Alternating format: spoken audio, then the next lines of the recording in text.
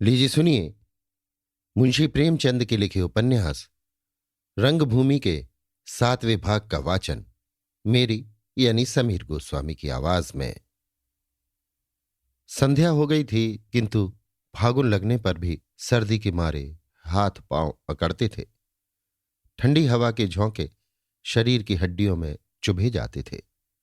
जाड़ा इंद्र की मदद पाकर फिर अपनी बिखरी हुई शक्तियों का संचय कर रहा था और प्राणपण से समय चक्र को पलट देना चाहता था। बादल भी थे, बूंदें भी थीं, ठंडी हवा भी थी, कोहरा भी था। इतनी विभिन्न शक्तियों के मुकाबले में ऋतुराज की एक न चलती थी। लोग लिहाफ में यों मुंह छिपाए हुए थे जैसे चूहे बिलों में से झांकते हैं। दुकानदार अंगीठियों के सामने बैठे हाथ सेकते थे। पैसों के सौदे नहीं, मुरव्वत के सौदे बेचते थे। राह चलते लोग अलाव पर यों गिरते थे मानो दीपक पर पतंग गिरते हों। बड़े घरों की स्त्रियां मनाती थीं, मिस्राइन न आए तो आज भोजन बनाए, चूल्हे के सामने बैठने का अवसर मिले। चाय की दुकानों पर जमघट रहता था। ठाकुर दीन के पान छबड़ी में पड़े सड़ रहे थे, पर उसकी हिम्मत न पड़ती थी कि उन्हें फेरे। सूरदास अपनी जगह पर तो आ बैठा था, पर इधर उधर से सूखी टहनियां बटोर कर जला ली थी और हाथ सेंक रहा था। सवारियां आज कहां? हां, कोई इक्का दुक्का मुसाफिर निकल जाता था तो बैठे बैठे उसका कल्याण मना लेता था। जब से सैयद ताहिर अली ने उसे धमकियां दी थीं, जमीन के निकल जाने की शंका उसके हृदय पर छाई रहती थी। सोचता, क्या इसी दिन के लिए मैंने इस जमीन का इतना जतन किया था? मेरे दिन सदा यों ही थोड़े ही रहेंगे। कभी तो लक्ष्मी प्रसन्न होगी। अंधों की आंखें न खुलें, पर भाग तो खुल सकता है। कौन जाने कोई दानी मिल जाए या मेरे ही हाथ में धीरे धीरे कुछ रुपए इकट्ठे हो जाए। बनते देर नहीं लगती। यही अभिलाषा थी कि यहीं एक कुआं और एक छोटा सा मंदिर बनवा लेता। मरने के पीछे अपनी कुछ निशानी रहती। नहीं तो कौन जानेगा कि अंधा कौन था। पिसनहारी ने कुआं खुदवाया था, आज तक उसका नाम चला जाता है। झक्कड़ साई ने बावली बनवाई थी, आज तक झक्कड़ की बावली मशहूर है। जमीन निकल गई तो नाम डूब जाएगा। कुछ रुपए मिले भी तो किस काम के? नायक राम उसे ढांढस देता रहता था। तुम कुछ चिंता मत करो। कौन मां का बेटा है जो मेरे रहते तुम्हारी जमीन निकाल ले? लहू की नदी बहा दूंगा। उस किरटे की क्या मजाल, गोदाम में आग लगा दूंगा। इधर का रास्ता छुड़ा दूंगा। वो है किस गुमान में? बस तुम हामी न भरना। किंतु इन शब्दों से जो तस्कीन होती थी वो भैरों और जगधार की ईर्ष्यापूर्ण वितंडाओं से मिट जाती थी और वो एक लंबी सांस खींच कर रह जाता था। वो इन्हीं विचारों में मग्न था कि नायक राम कंधों पर लठ रखे, एक अंगोछा कंधे पर डाले, पान के बीड़े मुंह में भरे, आकर खड़ा हो गया और बोला, सूरदास, बैठे टापते ही रहोगे? सांझ हो गई, हवा खाने वाले अब इस ठंड में न निकलेंगे। खाने भर को मिल गया कि नहीं? सूरदास, कहाँ महाराज, आज तो एक भाग्यवान से भी भेंट न हुई। नायक राम, जो भाग्य में था मिल गया। चलो घर चले। बहुत ठंड लगती हो तो मेरा ये अंगूछा कंधों पर डाल लो। मैं तो इधर आया था कि कहीं साहब मिल जाए तो दो दो बातें कर लो, फिर एक बार उनकी और हमारी भी हो जाए। सूरदास चलने को उठा ही था कि सहसा एक गाड़ी की आहट मिली। रुक गया, आस बंधी। एक क्षण में फिटन आ पहुंची। सूरदास ने आगे बढ़कर कहा, दाता भगवान तुम्हारा कल्याण करें, अंधे की खबर लीजिए। फिटन रुक गई और चतारी के राजा साहब उतर पड़े। नायक राम उनका पंडा था। साल में 200-400 रुपए उनकी रियासत से पाता था। उन्हें आशीर्वाद देकर बोला, सरकार का इधर कैसे आना हुआ? आज तो बड़ी ठंड है। राजा साहब, यही सूरदास है जिसकी जमीन आगे पड़ती है। आओ, तुम दोनों आदमी मेरे साथ बैठ जाओ, मैं जरा उस जमीन को देखना चाहता हूं। नायक राम, सरकार चले, हम दोनों पीछे पीछे आते हैं। राजा साहब, अजी आकर बैठ जाओ, तुम्हें आने में देर लगेगी और मैंने अभी संध्या नहीं की है। सूरदास, पंडा जी तुम बैठ जाओ, मैं दौड़ता हुआ चलूंगा, गाड़ी के साथ ही साथ पहुंचूंगा। राजा साहब, नहीं नहीं, तुम्हारे बैठने में कोई हरज नहीं है। तुम इस समय भिखारी सूरदास नहीं, जमींदार सूरदास हो। नायक राम, बैठो सूर्य बैठो, हमारे सरकार साक्षात देव रूप है। सूरदास, पंडा जी मैं। राजा साहब, पंडा जी तुम इनका हाथ पकड़कर बिठा दो, यो ना बैठेंगे। नायक राम ने सूरदास को गोद में उठाकर गद्दी पर बैठा दिया। आप भी बैठे और फिटन चली। सूरदास को अपने जीवन में फिटन पर बैठने का यह पहला ही अवसर था। ऐसा जान पड़ता था कि मैं उड़ा जा रहा हूं। 3-4 मिनट में जब गोदाम पर गाड़ी रुक गई और राजा साहब उतर पड़े तो सूरदास को आश्चर्य हुआ कि इतनी जल्दी क्यों कर आ गए। राजा साहब, जमीन तो बड़े मौके की है। सूरदास, सरकार बाप दादों की निशानी। सूरदास के मन में भांति भांति की शंकाएं उठ रही थीं। क्या साहब ने इनको ये जमीन देखने के लिए भेजा है?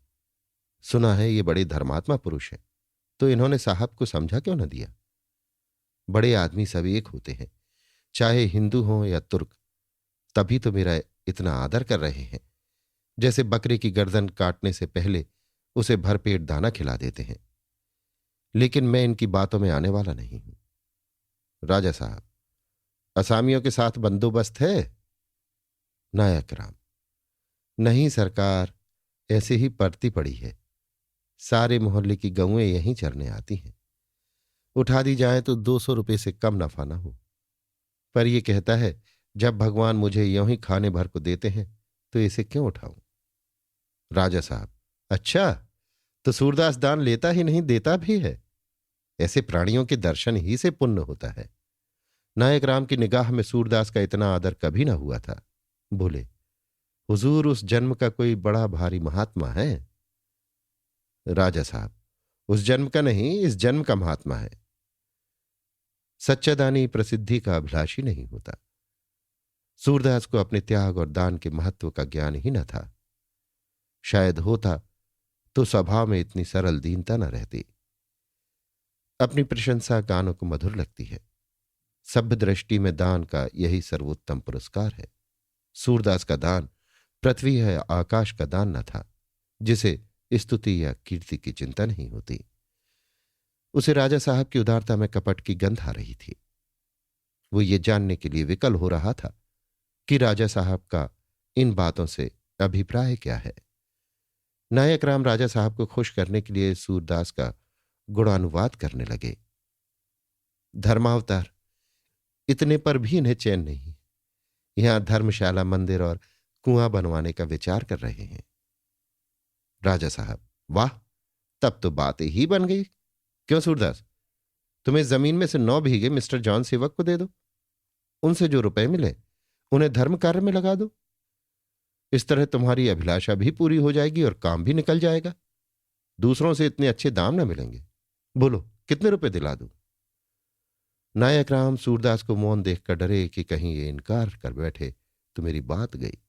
बोले, सूरे, हमारे मालिक को जानते हो ना, चतारी के महाराज हैं। इसी दरबार से हमारी परवरिश होती है। म्यूनिसिपैलिटी के सबसे बड़े हाकिम हैं। आपके हुक्म के बिना कोई अपने द्वार पर खूंटा भी नहीं गाड़ सकता।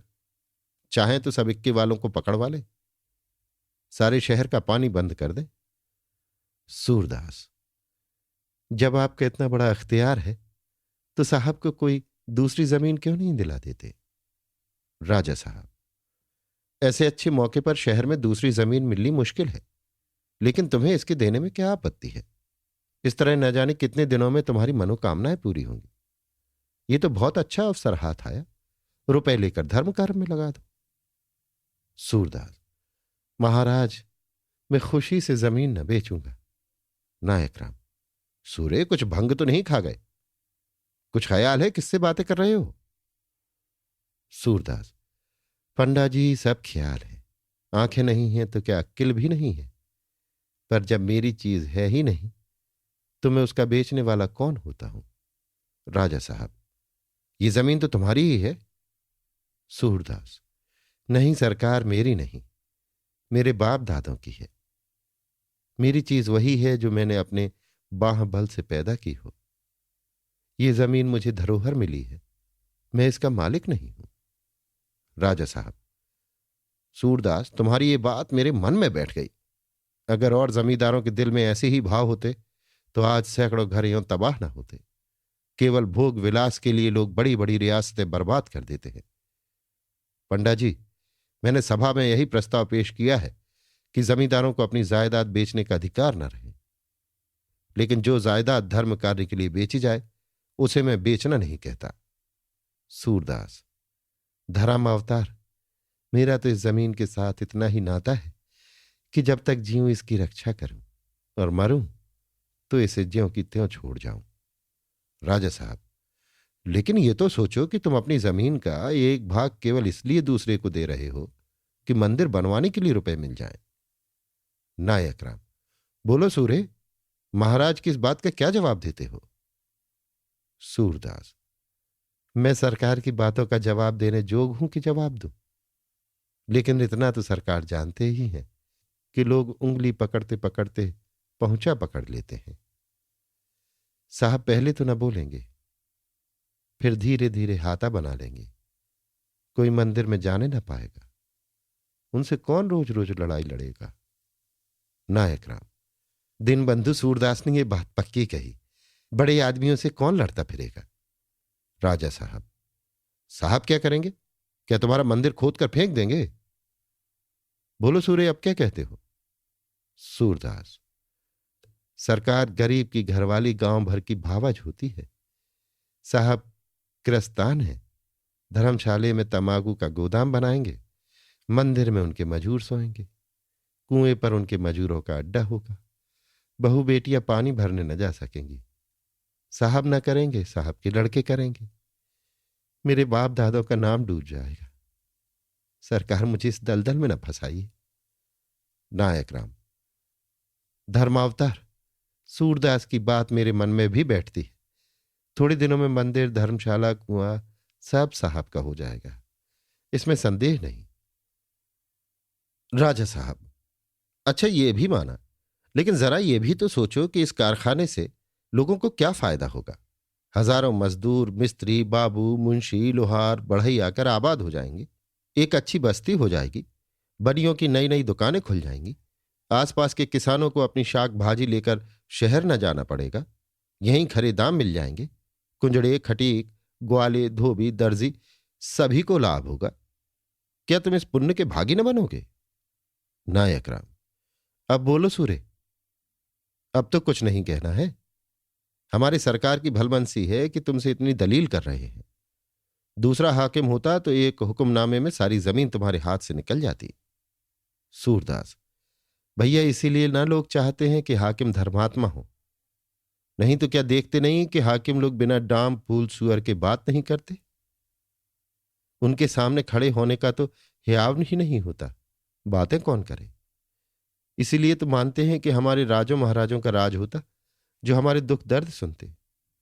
सरकार बहुत ठीक कहते हैं, मोहल्ले की रौनक जरूर बढ़ जाएगी, रोजगारी लोगों को फायदा भी खूब होगा, लेकिन यहां जो रौनक बढ़ेगी वहां ताड़ी शराब का भी तो प्रचार बढ़ जाएगा, कसाबियां भी तो आकर बस जाएंगी, परदेशी आदमी हमारी बहू बेटियों को घूरेंगे, कितना अधर्म होगा। देहात के किसान अपना काम छोड़कर मजूरी के लालच से दौड़ेंगे, यहां बुरी बुरी बातें सीखेंगे और अपने बुरे आचरण अपने गांव में फैलाएंगे। देहातों की लड़कियां बहुएं मजूरी करने आएंगी और यहां पैसे के लोभ में अपना धर्म बिगाड़ेगी। यही रौनक शहरों में है, वही रौनक यहां हो जाएगी। भगवान न करे यहां वो रौनक हो। सरकार मुझे इस कुकर्म और अधर्म से बचाए, ये सारा पाप मेरे सिर पड़ेगा। नायक राम, दीनबंधु, सूरदास बहुत पक्की बात करता है। कलकत्ता, बंबई, अहमदाबाद, कानपुर, आपके अकबाल से सभी जगह घूम आया हूं। जजमान लोग बुलाते रहते हैं, जहां जहां कल कारखाने हैं वहां यही हाल देखा है। राजा साहब, क्या बुराइयां तीर्थ स्थान में नहीं है? सूरदास, उनका सुधार भी तो बड़े आदमियों ही के हाथ में है। जहां बुरी बातें पहले ही से हैं वहां से हटाने के बदले उन्हें और फैलाना तो ठीक नहीं है। राजा साहब, ठीक कहते हो सूरदास, बहुत ठीक कहते हो। तुम जीते, मैं हार गया। जिस वक्त मैंने साहब से इस जमीन को तय करा देने का वादा किया था, ये बातें मेरी ध्यान में ना आई थी।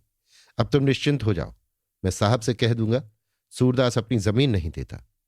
नायक राम, देखो, सूरदास को किसी बात की तकलीफ ना होने पाए। अब मैं चलता हूं। ये लो सूरदास, ये तुम्हारी इतनी दूर आने की मजूरी है। ये कहकर उन्होंने 1 रुपया सूरदास के हाथ में रखा और चल दिए। नायक राम ने कहा, सूरदास, आज राजा साहब भी तुम्हारी खोपड़ी को मान गए। अभी आप सुन रहे थे मुंशी प्रेमचंद के उपन्यास रंगभूमि के 7वें भाग का वाचन मेरी यानी समीर गोस्वामी की आवाज में।